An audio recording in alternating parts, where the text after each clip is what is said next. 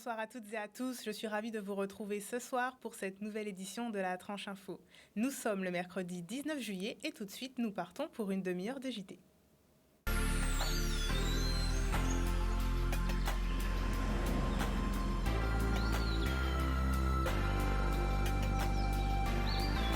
La Guadeloupe est actuellement en vigilance rouge pour mauvaise qualité de l'air due au passage des brumes de sable.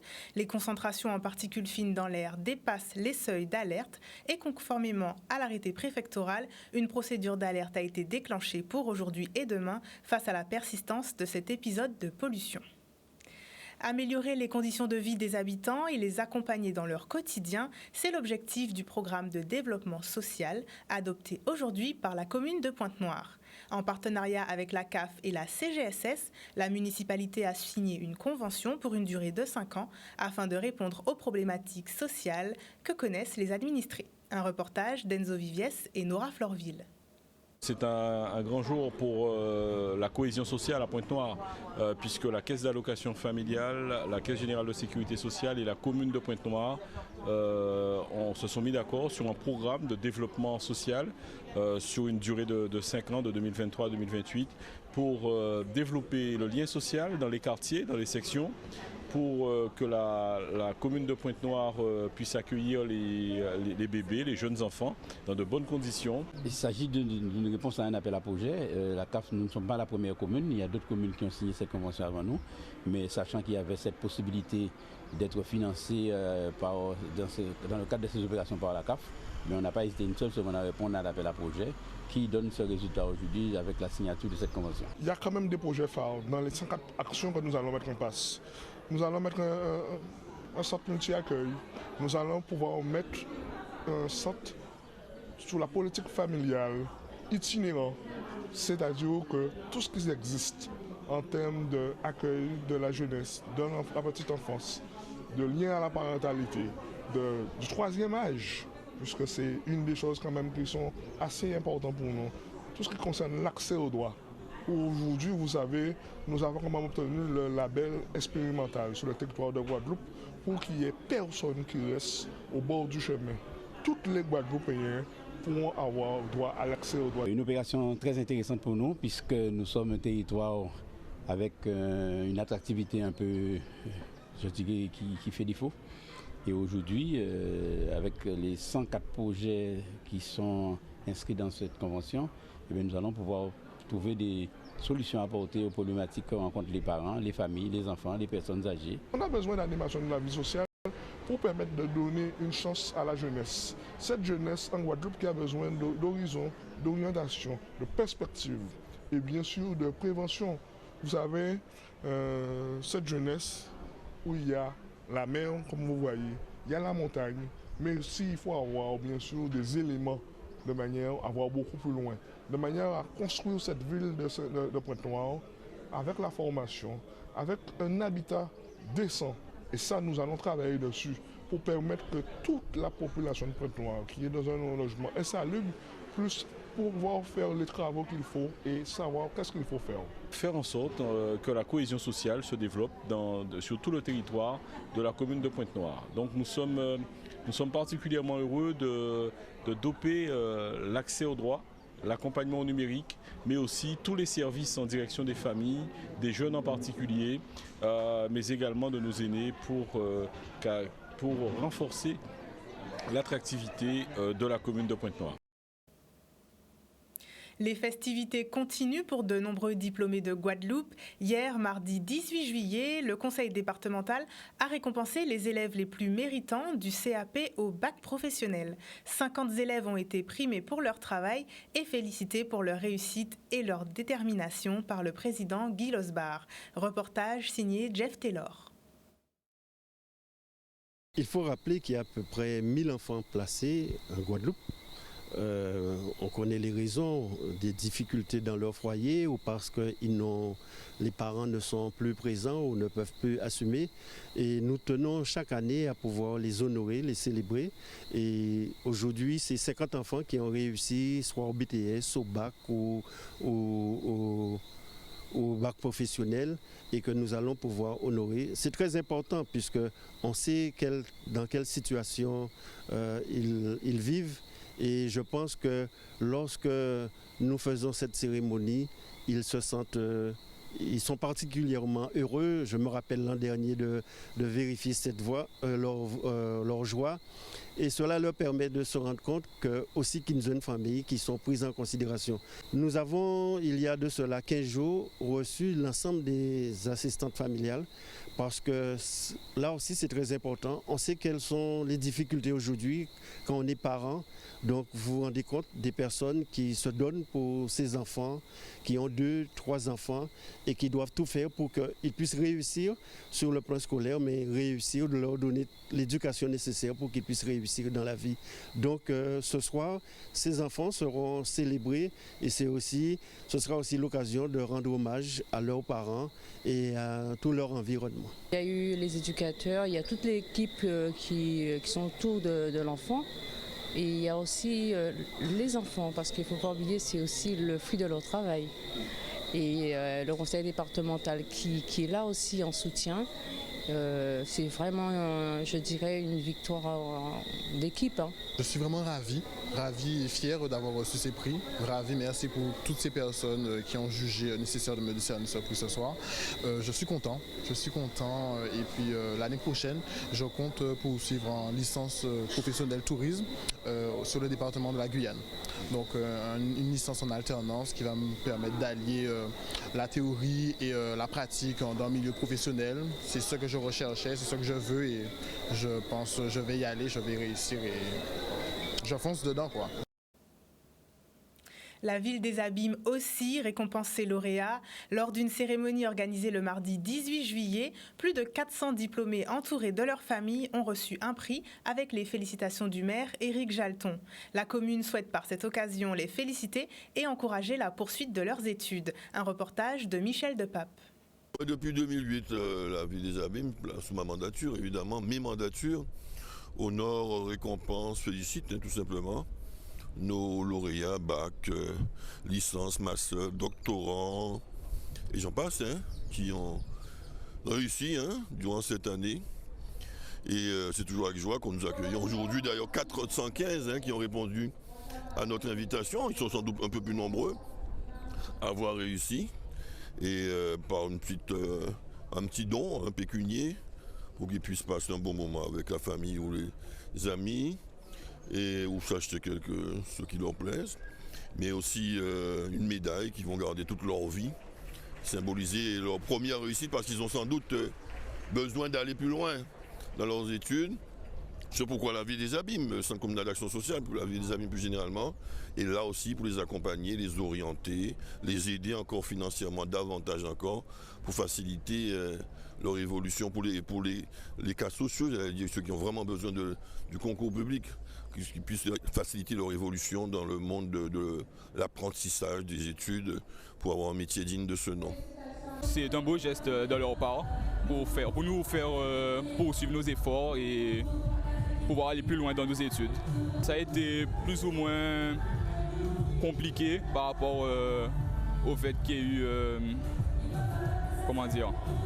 on a eu des hauts et des bas dans l'année, mais les profs ont été là pour nous faire réussir et nous encourager. Mes parents, ils ont été là, ils ont su me pousser comme il fallait et m'aider à ne pas lâcher et pouvoir continuer. Du coup, j'ai reçu une médaille, je ne l'ai pas encore regardée, et un stylo et de la publicité de la banque de Abred. C'est toujours attendu, vu la vitesse avec laquelle les lauréats se précipitent dans les services pour pouvoir s'inscrire. Ils attendent, les parents aussi, c'est un honneur, c'est un premier Graal dans le parcours universitaire et même de vie que ce bac ou ce BTS, ce doctorat, ce master, cette licence. Et donc, il est important que les pouvoirs publics, nous-mêmes, mais parfois la région, le département, quand il y a les mieux nantis en termes de mention, qu'on puisse être là pour les accompagner, les mettre à l'honneur. Ça les stimule pour pouvoir continuer. Ils ont l'impression que leurs efforts n'ont pas été vains et qu'ils doivent continuer pour avoir le bagage le plus important possible dans la formation initiale pour pouvoir mieux réussir, s'ancrer durablement dans la vie active. Ils préparent leur avenir même pendant les vacances. De jeunes apprenants en quête de connaissances découvrent les sentiers de Guadeloupe et se forment à l'animation de randonnée. Du 10 au 20 juillet 2023, le lycée Gerville-Réache a mis en place le dispositif École ouverte pour permettre à une vingtaine d'élèves d'obtenir le brevet fédéral de randonnée pédestre. Découvrez les images de Solène Fèvre. On est tous passionnés de randonnée, c'est pour ça qu'on est là. C'est un dispositif école ouverte, mis en place par notre proviseur, M. Victorin. Et on est tous là pour pouvoir acquérir le brevet, pour être animateur de randonnée pédestre. Ce sont des opérations que l'on aime bien mener parce qu'on a un public qui n'est pas notre public habituel. Là, habituellement, ce sont plutôt des jeunes, des adultes responsables associatifs. Et là, pour le coup, ça nous fait une ouverture sur la jeunesse avec la possibilité de leur faire passer des messages et puis peut-être de déclencher des vocations. Ce dispositif, ça nous permet de découvrir plusieurs endroits de la Guadeloupe, connaître mieux notre île, mais également partager une certaine cohésion dans le groupe, être ensemble justement durant les vacances. Et cela nous permet également de nous former, d'avoir des compétences d'animation et de devenir un peu des leaders à notre manière. Donc voilà, c'est très intéressant de faire ces petites excursions. On s'entraîne au niveau sportif, au niveau éducatif, car on découvre la flore, la faune et voilà. C'est un point de départ pour peut-être continuer plus tard dans ce domaine. On peut aussi faire des voyages avec la famille, ça aide toujours, et des amis. On peut animer, donner des connaissances et voilà, c'est un plus. On va apprendre à lire une carte et maîtriser, se servir d'une boussole et de plusieurs petits objets.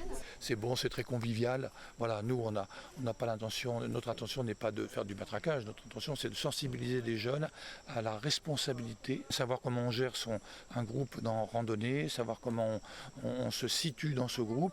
C'est notre objectif principal et ils ont l'air de bien accrocher. Ça se passe très bien, on discute bien avec eux, on échange et ça nous permet d'apprendre de nouveaux trucs tout en s'amusant en fait. Même si on n'a pas un grand niveau en tant que randonneur, mais c'est assez accessible. On fait souvent des pauses afin d'observer la nature, on boit souvent et comme on est ensemble, ça nous rapproche, ça nous motive et c'est assez agréable pour ma part.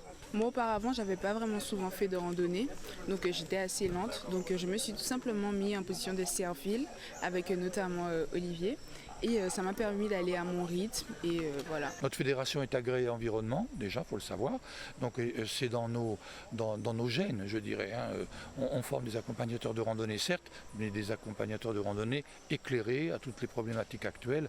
On sait que l'environnement, la nature aujourd'hui sont des thématiques qui sont largement mises sur le devant de la scène dans les formations, mais au quotidien. Et c'est un éclairage qu'on leur apporte, bien entendu. C'est une chance pour nous, c'est la première fois que ça se fait en Guadeloupe. Et ce sera toujours un plus pour l'avenir et pour plus tard, même pour ceux qui veulent travailler par exemple au Parc national ici en Guadeloupe. C'est un avantage et voilà. Eux sont un peu plus jeunes mais sont déjà sensibilisés à l'importance de la préservation des milieux aquatiques. À Port-Louis, de jeunes élèves participent aux vacances apprenantes encadrées par l'association Mon École, Ma Baleine et l'Office de l'eau de Guadeloupe. L'objectif, découvrir les écosystèmes marins et connaître les bons gestes pour les protéger. Un reportage de Maxime Morel. Aujourd'hui, pour les vacances apprenantes avec l'Office de l'eau, on fait une petite activité sur la plage avec les enfants, où on les sensibilise donc à la préservation de l'environnement, du littoral, à la faune et la flore qui peuvent y trouver et comment fonctionnent les écosystèmes maritimes de Guadeloupe. Ce milieu marin, nous en avons besoin, il va nous protéger par exemple lorsqu'il y a des cyclones, il va nous nourrir, il va héberger une biodiversité assez exceptionnelle et c'est donc pour faire prendre conscience de la nécessité qu'il y a de préserver ce milieu que nous avons souhaité organiser une semaine de vacances apprenantes pour permettre aux participants de saisir tous les enjeux qu'il y a autour de la préservation des milieux aquatiques et leur apporter un minimum de connaissances sur le fonctionnement de ces milieux. Ces connaissances leur permettront par la suite de déjà mieux comprendre comment fonctionnent ces écosystèmes et mieux les préserver. En tant que Guadeloupéens, c'est vrai qu'ils ont quand même un un écosystème vraiment particulier, unique, avec une grosse biodiversité, donc c'est important qu'eux ils soient sensibilisés. Et en plus pour les générations futures, vu que ce sont les enfants qui seront les principaux acteurs, le fait de dès maintenant les sensibiliser, ça les fait eux pour le futur, et en plus ils peuvent répondre, on va dire, la bonne parole auprès de la famille, des amis, et faire changer les mentalités petit à petit. On a cherché des objets qu'il fallait trouver et sur une feuille il fallait cocher. Et ensuite, ce qu'on est en train de faire, on cache nos yeux et on devine des trucs qu'on nous donne de la main. Ça m'a fait apprendre des choses que je ne connaissais pas. Et à part ça, je me suis bien amusée. Comment organisez-vous vos vacances? Êtes-vous plutôt de ceux qui s'y prennent à l'avance ou laissez-vous place à la spontanéité et à la détente? La psychologue clinicienne Valérie Labini-Grégoire et le psychologue relaxologue Rudy Stralka nous expliquent comment préparer ses vacances pour passer de bons moments loin des tracas quotidiens. Explication recueillie par Charlie Dagonia. Voilà déjà 11 mois qu'on attend avec impatience les vacances d'été, dites singulièrement les grandes vacances. Alors, s'il est vrai que partir en vacances, préparer son départ en vacances peut augmenter le sentiment de bonheur, de bien-être et peut faire du bien à l'humeur, il y a quand même des petites règles à suivre qui peuvent être intéressantes pour pouvoir profiter au maximum de ce long congé. Créer des souvenirs positifs va permettre que l'après-vacances maintienne ce sentiment de bonheur vécu pendant ces grandes vacances. Ce qui importe, c'est de planifier à l'avance pour maximiser votre temps et ne rien manquer à ce que vous voulez découvrir. Vous pouvez tout de même établir un itinéraire flexible qui vous permettra de garder une certaine spontanéité. Explorez et découvrez. Sortez des sentiers battus, participez à des activités spécifiques à la région. Soyez ouverts aux surprises que votre destination va vous réserver. Accordez-vous aussi du temps pour vous détendre. La détente est un temps essentiel pour recharger vos batteries et vous permettre de profiter pleinement de vos vacances. Faites de l'exercice physique. Non seulement cela vous permettra de garder la forme, mais cela ajoutera également une dimension ludique et énergisante à vos vacances. Enfin, équilibrez votre temps. Trouvez un équilibre entre moments d'activité et moments de repos. L'équilibre est la clé pour profiter pleinement de vos vacances. Déconnectez-vous. Limitez votre utilisation des réseaux sociaux, des emails professionnels et notifications incessantes. Accordez-vous alors une pause des contraintes technologiques et concentrez-vous. Pour terminer, enfin, créez des souvenirs pendant vos vacances, prenez des photos, gardez des souvenirs. Les souvenirs que vous créerez lors de vos vacances resteront avec vous longtemps après votre retour.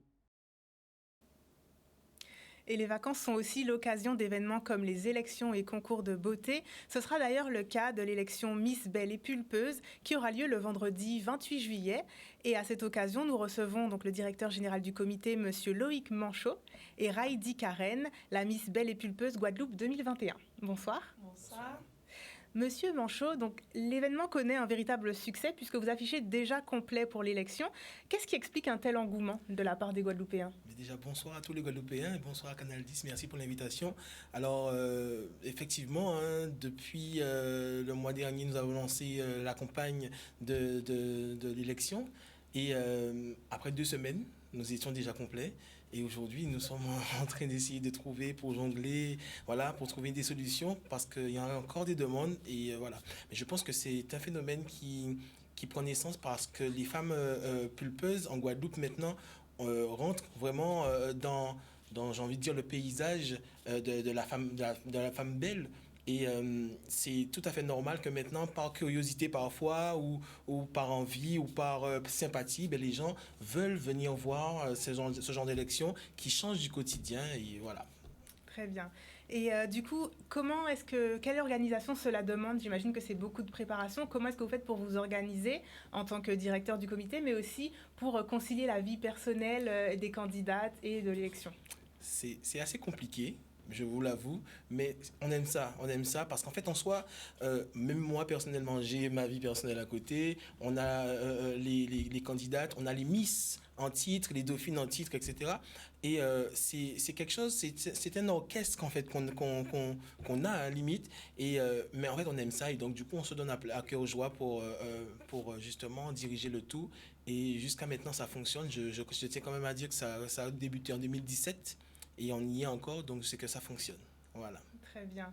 Du coup, Raïdi, vous êtes Miss en titre, Miss Belle et Pulpeuse Guadeloupe 2021.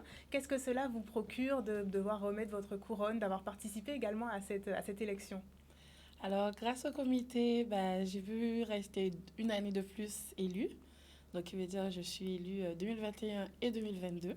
Cette année, je remets mon titre. C'est vrai que ça fait un petit peu mal au cœur, mais il faut laisser la place. Il faut laisser les autres découvrir un petit peu qu'est-ce que ça fait, le monde de Miss. D'accord. Et du coup, qu'est-ce que vous pourriez dire aux femmes qui souhaiteraient participer à l'élection, mais qui hésitent encore? Quels conseils vous pourriez leur donner? Alors, le conseil que moi, je donnerais aux femmes, c'est de ne pas hésiter, en fait. On se cache beaucoup, mais au jour d'aujourd'hui, on sait se mettre en valeur. Donc, c'est de foncer, en fait. C'est de ne pas rester, on va dire, derrière. C'est d'aller droit devant et de foncer, de réaliser ses rêves. Très bien. Je vous remercie. Et ce soir aussi aura lieu l'élection de Miss Guadeloupe pour Miss France. Donc c'est ainsi que s'achève notre journal. Je vous remercie de votre fidélité et je vous dis à demain à 18h30 pour une nouvelle édition du JT. Excellente soirée sur Canal 10.